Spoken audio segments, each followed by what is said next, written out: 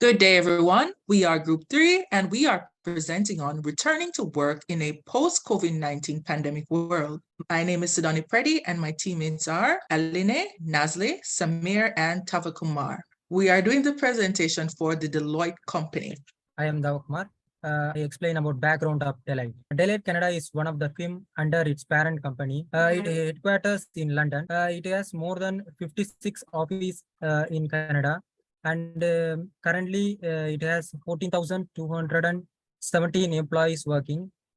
Recorded annual revenue of 3 billion last year. It is operating in more than 150 countries with 700. It provides various services like tax-related services, auditing, consulting, financial advisory, and risk management. The major shareholders of Deloitte are employees, clients, government agencies, suppliers, communities, and industrial associations. The major roles of the stakeholders are of employees is to maintain productivity, major deliverables. And the impact on coming back to office for the employees. Sometimes some people may stay in temporary rooms, and during this pandemic, they close their vacation rooms and move back to their home places. So it is difficult for them to back to the work immediately. For the clients, their roles are identifying business goals and objectives, and the impact is adjust to change in the communication and the delivery of their goods and services. And government agencies which implement and maintain laws and rules and regulations. There is a risk that misuse of privacy data and security threats. For suppliers, providing office and transport facilities, drivers, etc. For them, their impact is adjust to change in demand of goods and service due to vacancy and a shortage of workforce. For communities, providing workforce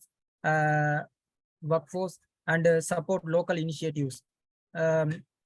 Impact is safety measures, communications, and collaboration. And for the industry association, for R&D projects, training and setting for standard. And the impact is change in customer behavior may impact the future goals. Let's look at the problem statement for Deloitte. In 2020, Deloitte moved towards moving persons to a work from home setting to protect them from the COVID-19 virus. They implemented policies and technology and also infrastructure to have safe work from home arrangements, right? There were several internal publications advising of several benefits of working from home. So working from home was highly promoted within Deloitte. In 2021, Deloitte implemented a hybrid work model. They continued to invest in the technology infrastructure to protect their clients and workers. They did recognize the impact of the pandemic on the mental health.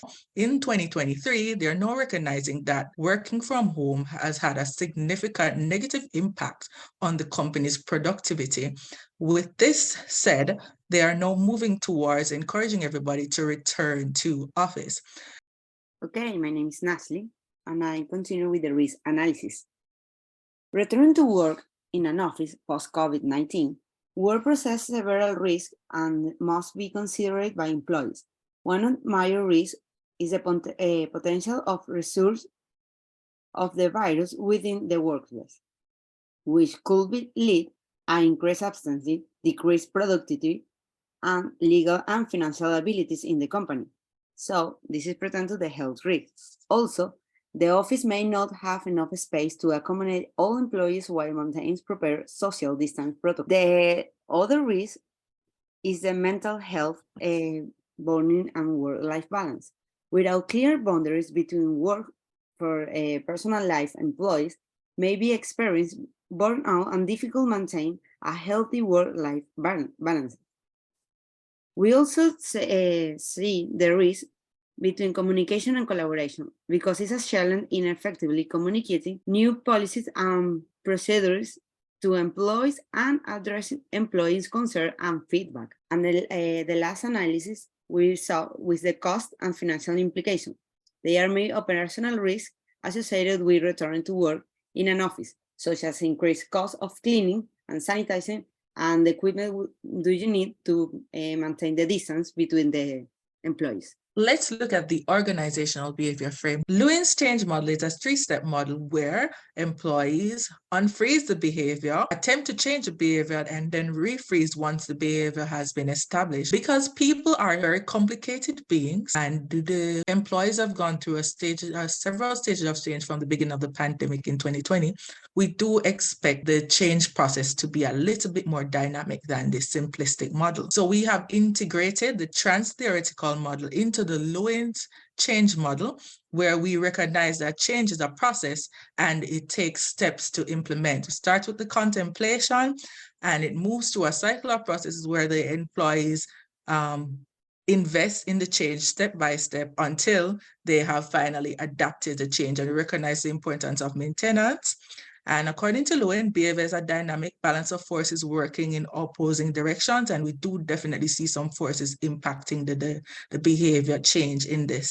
Okay, the first stage, unfreeze, according to Lewin, in pre-contemplation. This is where the workers are beginning to think about the change.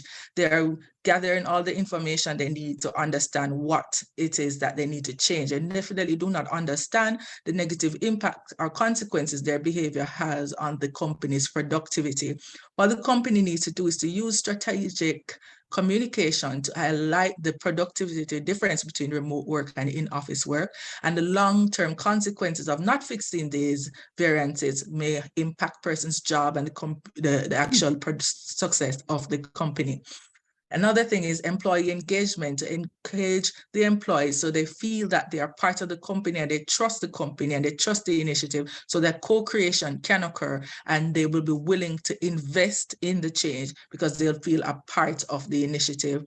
And leadership, finally, which is important, to lead by examples.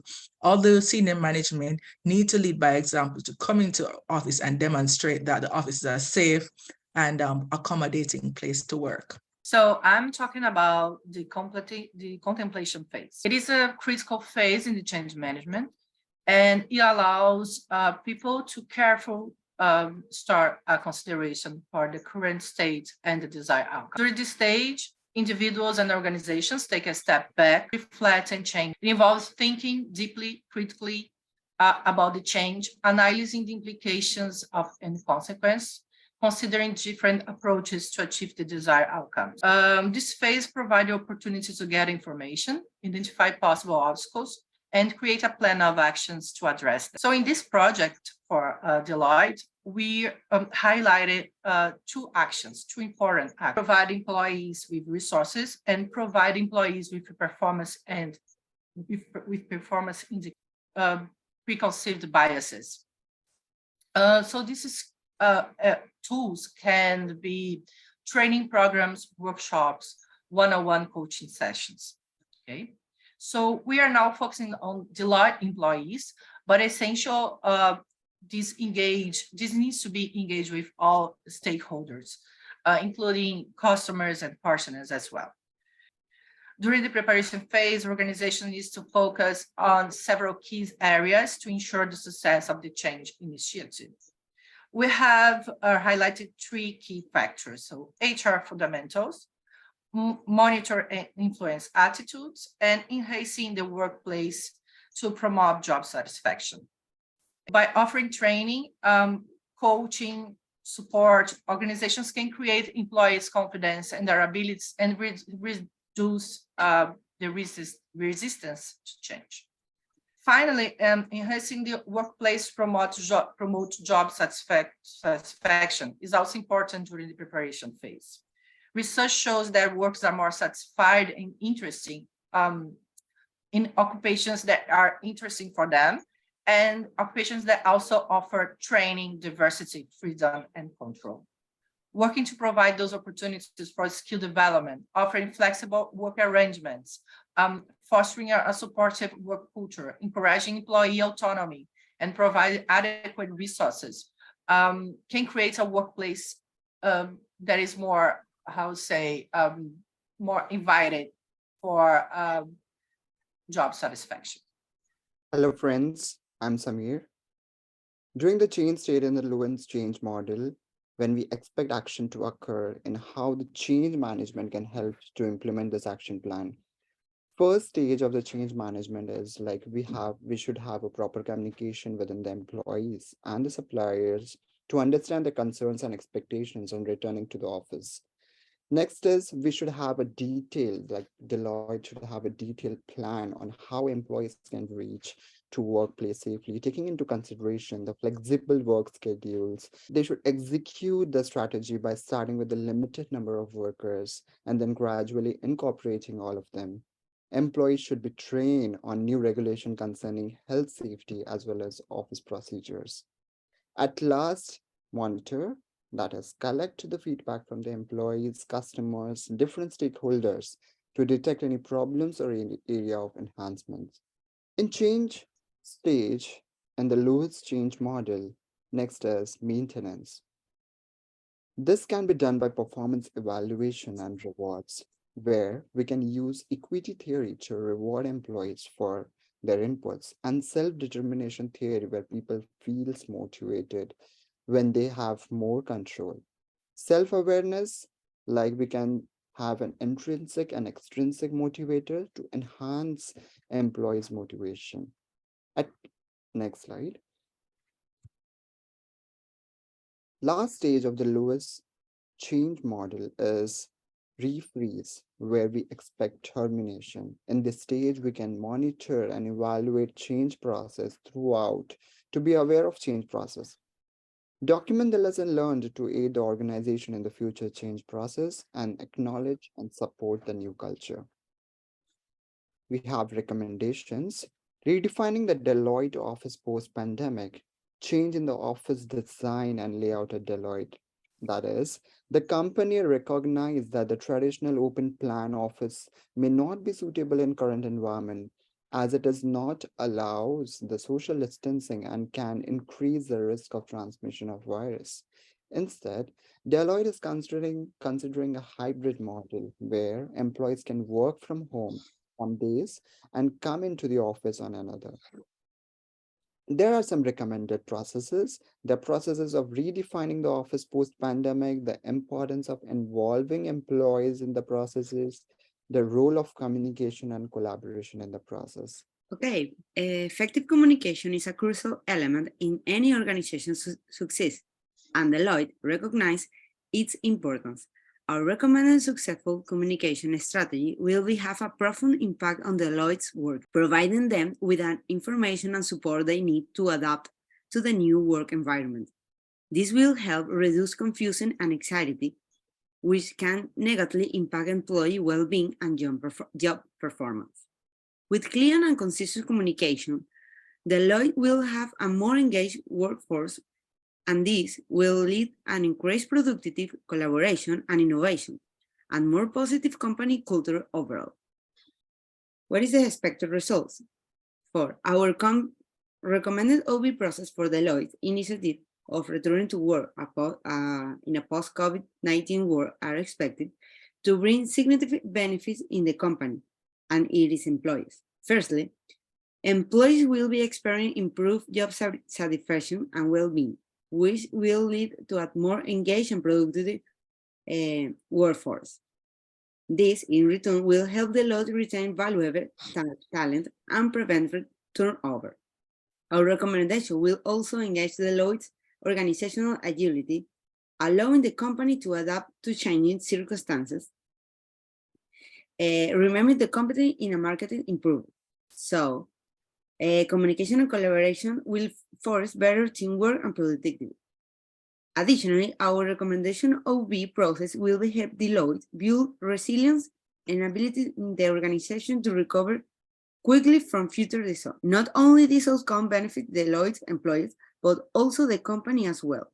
With a more skilled and capable workforce, Deloitte will be able to attract and retain top talent. Next, please.